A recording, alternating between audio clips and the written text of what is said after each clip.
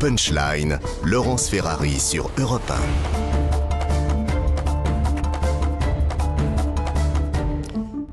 On se retrouve en direct sur Europe 1 et sur CNews dans le plateau de Punchline. On est avec Karim Zerebi, consultant CNews. Nous a rejoint le commissaire David Lebars. Bonsoir, commissaire, secrétaire général du syndicat des commissaires de la police nationale UNSA. Nous sommes avec Alexandre Devecchio du Figaro, Jean Garrigue, comité d'histoire parlementaire. On parle un peu de politique, on va parler de sécurité parce qu'il y a beaucoup de sujets sécurité avec vous, commissaire. Mais d'abord encore un mot de politique. On a vu il y a quelques instants que les Français n'ont pas été convaincus par le discours d'Emmanuel Macron. Eh bien, les partis politiques non plus. On va écouter les réactions des uns et des autres avec Geoffrey Defebvre et on en débat ensuite. C'est un nouveau revers pour le chef de l'État. Après avoir perdu la majorité absolue à l'Assemblée nationale, Emmanuel Macron a pris la parole pour éviter une paralysie des institutions. Demandant aux partis d'opposition de clarifier dans les 48 heures la manière de bâtir des compromis, leur réponse ne s'est pas fait attendre. Pour Manuel Bompard, député LFI et successeur de Jean-Luc Mélenchon à Marseille, le président a posé un ultimatum au groupe parlementaire. Sur cette base-là, il est évident que pour notre groupe, qui a mené 2 campagnes électorales en opposition à ce projet, il est bien évidemment impossible que nous participions à la mise en œuvre du projet du président de la République. Boris Vallaud, nouveau chef du groupe socialiste à l'Assemblée, souhaite rappeler au président Macron comment il a été élu. Lui rappeler qu'il a été élu moins sur son programme que contre l'extrême droite et que nous avons voté à gauche pour lui. Il est donc d'abord de sa responsabilité de dire à quel compromis lui il est prêt. Fraîchement élu chef des députés RN, Marine Le Pen enfonce le clou. Lorsqu'il fait reporter la responsabilité sur les partis d'opposition de devoir faire un premier pas, je crois qu'il n'a pas compris ce qui s'est passé en fait. Ce qui s'est passé, c'est que c'est à la majorité de faire le premier pas pour amodier son projet, pour tenir compte précisément de l'avis des électeurs. Dans un tweet, Olivier Marleix, le nouveau patron des députés LR à l'Assemblée, a signifié à Emmanuel Macron qu'il n'aurait pas de chèque en blanc. La balle est donc de nouveau du côté du président. Allez, un dernier mot là-dessus, sur la situation politique, Jean Garrigue. Risque de paralysie, d'immobilisme, le pays est sans réforme, j'y crois pas du au tout. bord du chaos. Là, on a un jeu de bonne taux, un jeu de dupes. En fait, Macron qui dit c'est pas moi qui vais bloquer, l'opposition c'est lui qui bloque. Et par derrière, il se passe des choses dans la coulisse, des négociations. Gérard Larcher a vu le président quelques mois, et quand Gérard Larcher, le président de la République, le président du Sénat, le président du Sénat, c'est important parce que c'est lui qui est capable de négocier ce qui peut se passer du côté des LR. Non, moi je pense qu'il faut essayer de faire. Mais il faut que tout le monde se rende compte qu'on est quand même là dans une crise majeure, non seulement de régime, de nos institutions, mais de la démocratie, qu'il faut absolument ramener les Français vers la politique. Et que donc pour ça, à situation exceptionnelle, attitude exceptionnelle, mesure exceptionnelle peut-être. Mesure exceptionnelle, le président jupitérien doit descendre de son Olympe, admettre ses responsabilités, amodier, comme l'a dit fort justement Marine Le Pen. Amodier. C'est pas modifier, c'est amodier. Son programme, essayer de négocier. Alors bon, il est trop tard pour faire un contrat de gouvernement à l'allemande, bien sûr, et on n'est pas non plus dans le cas, malheureusement, des lendemains de la Seconde Guerre mondiale, où ce qui s'est passé était le fruit déjà d'un travail de 2 ou 3 ans avec le Conseil national de la résistance. On est dans une situation différente. En revanche, essayer de travailler texte par texte et avoir une vision assez claire par une négociation avec les partis au départ de là où on pourrait aller, moi, ça me paraît quand même, aujourd'hui, je ne vois pas d'autre solution. Karim, moi, j'aime pas l'expression crise qui est utilisée par Jean Garrigue. Je ne crois pas que nous soyons dans une crise. Nous sommes dans une juste redéfinition de ce que doit être la place du Parlement.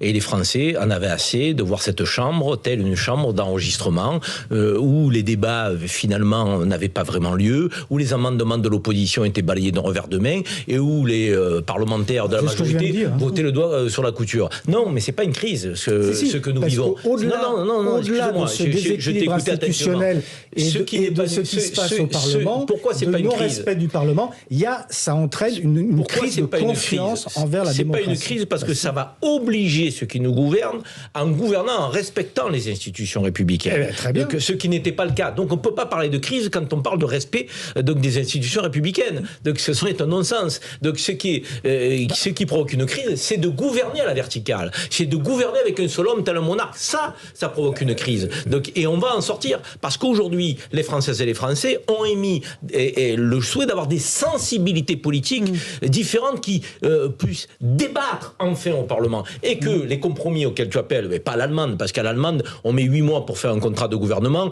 il y a une autre culture, ça n'est pas la nôtre, moi j'ai rencontré au Parlement européen, donc il ne faut pas comparer ce qui n'est pas comparable. En revanche, on peut avoir effectivement des alliances donc de projets, mais ça veut dire qu'il va falloir accepter les amendements de l'opposition. Chose auxquelles nous ne sommes pas habitués, et le président en premier lieu. En est-il capable ? C'est ça. Est-ce qu'il est capable d'accepter ça, le compromis, la négociation ? C'est une question qui a été posée ce matin à Michel Onfray, il est invité de Sonia Mabrouk sur Europe 1. Écoutez ce qu'il dit d'Emmanuel Macron. Je suis très étonné, enfin étonné c'est une façon de parler, parce que je sais qu'il est comme ça depuis le début, par l'aspect psychorigide du personnage. C'est-à-dire qu'il a déjà, pendant 5 ans, perdu toutes les élections, le premier mandat, et il n'a rien fait. À chaque fois qu'il perd une élection, il reste. Tous ces gens-là ne disent que du bien du général de Gaulle. Le général de Gaulle, quand il perdait une élection, soit il démissionnait, soit il changeait de Premier ministre, soit il prenait la décision de dissoudre l'Assemblée nationale. Ce sont les possibilités offertes par la Constitution. Tous ces gens-là, depuis Mitterrand, la cohabitation, depuis Chirac, disent, ou depuis le référendum de 2005, je perds l'élection, je reste. Et je perds toutes les élections, je reste à chaque fois.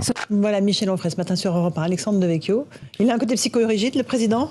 Je ne sais pas, mais je sais que la Ve République est bien faite, qu'il y a un mélange de très grande verticalité qui permet au chef de l'État d'être efficace, mais que le général de Gaulle en avait une pratique où il y avait un mélange de verticalité et d'horizontalité. C'est-à-dire qu'il essayait de vérifier qu'il était toujours bien légitime, notamment avec les référendums. Il en a fait 5 en quelques années, en 10 ans, à peu près un tous les 2 ans. Et quand il en a perdu un, il a fini par partir. Donc voilà, perdre une élection municipale, c'est pas la même chose. C'est là où Michel Onfray peut apparaître excessif, mais il a raison de dire qu'on a des hommes politiques qui apparaissent impuissants, parfois en échec, irresponsables et qui continuent.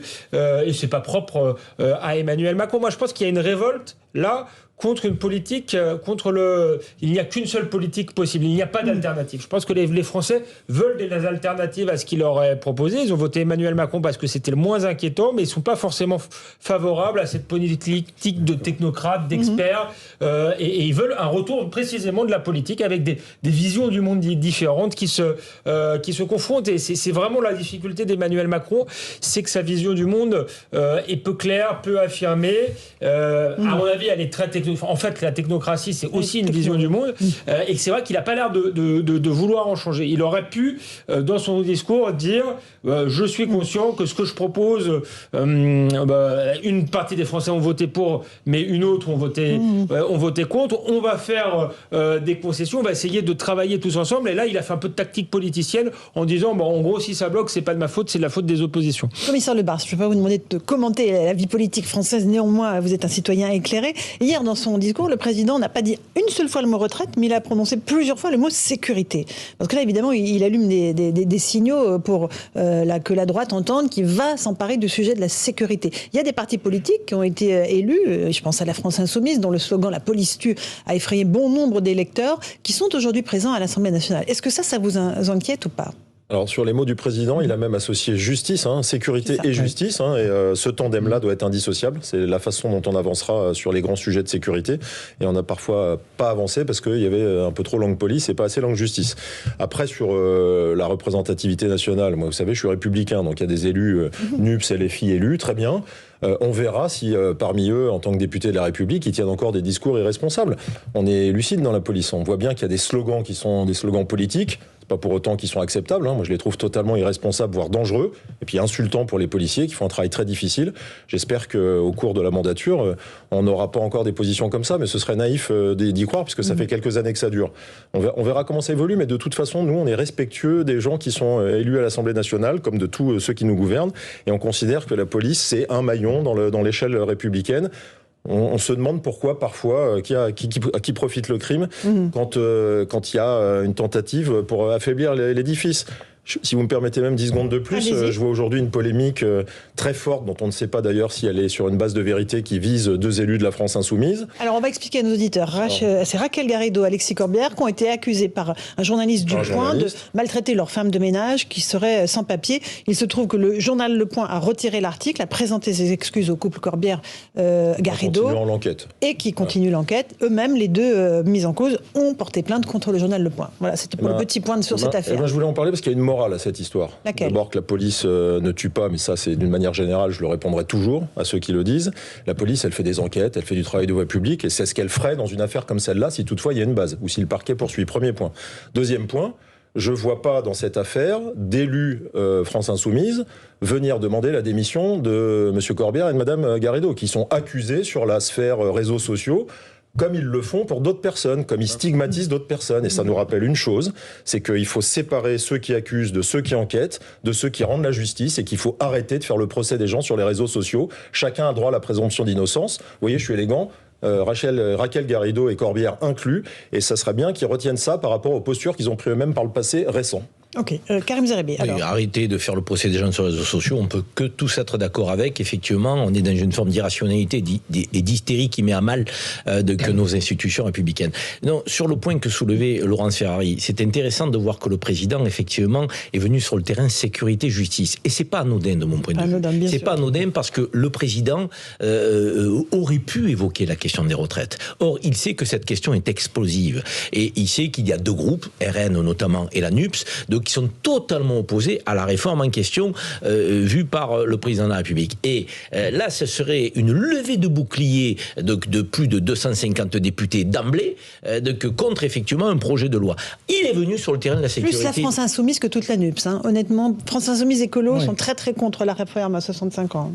Oui, enfin, je pense que les socialistes qui ont été élus donc sont plutôt tendance effectivement à gauche du Parti socialiste que social-démocrate. Mais enfin bref, donc je crois que cette réforme elle aura du mal à passer s'il avait présenté. En revanche, sur le terrain de la sécurité et de la justice, là, il y a un accord potentiel à trouver très rapidement avec les élus LR qu'il va prendre au mot et dont il sera et voir RN. Mais concernant les amendements, parce que l'enjeu d'une alliance projet, rappelons quand même comment fonctionne l'Assemblée nationale, c'est la capacité de la majorité, certes relative, donc de prendre des amendements donc du groupe qui s'associerait effectivement à porter. Et là, je pense que le président a envoyé un signal disant qu'il serait prêt à prendre les amendements du groupe LR sur les enjeux de sécurité et de justice. Et il pourrait entamer la législature sur ce thème-là. On sait très bien qu'il y a une loi d'orientation d'investissement pour la police nationale, la sécurité intérieure, police et gendarmerie, qui est prévue, qui est dans les cartons et qui doit être présentée par Gérald Darmanin. Sur ce terrain-là, il serait fort de café que les élus LR ne suivent pas le gouvernement. Commissaire Lebars, c'est après Jean Garrigue. Oui, tu viens d'en parler, Karim. C'est un des sujets qui nous inquiète dans la police nationale. Pour le coup, c'est cette LOPMI. Il n'y a pas de majorité pour la voter, loi d'orientation et de programmation au ministère de l'Intérieur. Là, effectivement, nous, en tant que policiers, on va voir si les discours sont suivis d'actes. Parce que tous les gens, quelle que soit d'ailleurs leur façon de se positionner sur les sujets de sécurité qui vont être amenés un jour à voter ou pas pour cette LOPMI, vont être obligés de sortir du bois, comme on dit totalement. J'ai du mal à imaginer que des élus dont la sécurité est un sujet pour eux, qui doit être d'ailleurs un sujet hors élection. Moi, j'aimerais bien que la sécurité, ça soit un sujet du quotidien et pas un sujet de friction. On va voir à peu près comment les uns et les autres se positionnent. Jean Garrigue. On est au cœur de ce que je vous disais tout à l'heure. Je maintiens qu'il y a une crise et que ça, c'est résoudre la crise, justement. Bref, travailler comme ça, texte par texte, ça nécessite évidemment que le gouvernement fasse un pas et que les oppositions, celles qui sont susceptibles d'aller justement dans ce sens, sécurité, justice, puissent essayer aussi de faire un pas. Et moi, j'irais même plus loin. Moi, je pense qu'il faut, vous savez, il y a quelque chose qui s'appelle les niches parlementaires, c'est-à-dire un temps parlementaire qui est octroyé aux oppositions pour qu'elles fassent des propositions. Alors moi, je pense qu'il faut l'augmenter, il faut le systématiser, il faut que même avant que commence la session parlementaire, on ait dit, tiens, il y aura tel quota de propositions venant des LR, venant du RN, venant de la NUP, qui soit accordé à l'opposition et qui soit la base de départ de la discussion. Parce qu'on sent bien que c'est une demande aussi des partis politiques, de ceux qui ont répondu, tous ces partis qui ont répondu, attention, nous on n'est pas là pour faire le programme du gouvernement. Donc si vous leur donnez comme ça la possibilité d'être à l'origine des propositions de loi, je pense que ce serait la meilleure manière d'aborder ensuite ce c'est la capacité redéfinir les règles du jeu sur l'ordre du jour des thèmes abordés par le Parlement et l'ouvrir effectivement à l'opposition, aux oppositions. 18h30, on fait le rappel des titres de l'actualité avec Jeanne Cancard et on se retrouve ensuite.